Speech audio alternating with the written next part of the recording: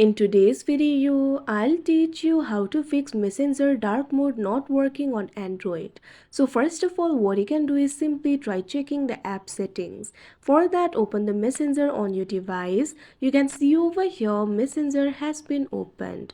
Tap on the menu icon that you can see at the bottom right corner of your screen. Now what you have to do is tap on this option settings.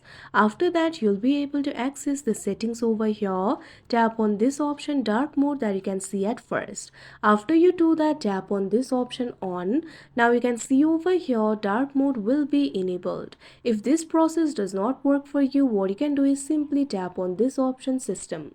After that, what you have to do is enable dark theme on your device. For that, scroll down from the top of your screen. Now find the option for dark theme and tap on it. Now it will be enabled. Now the dark theme will be enabled in the Messenger too. If this also does not work on your device, what you can do is simply try updating the Messenger app. There might be some bugs in the application that needs to be fixed. So what you have to do is launch open Play Store on your device. Tap on the search icon that you can see at bottom. Tap on the search bar that you can see at the top. Now what you have to do is search for Messenger. You'll be able to see the results over here. Find the application for Messenger and tap on it. Now tap on the update option that you can see on the screen.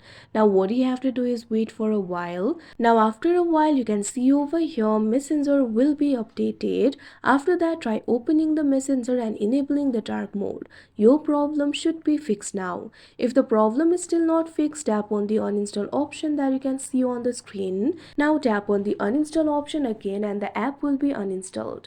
After that, what you have to do is install the app again and try enabling the dark mode. After that, your problem should be fixed. So that is how you fix dark mode not working on Messenger on Android. I hope you found this video helpful. Thank you for watching.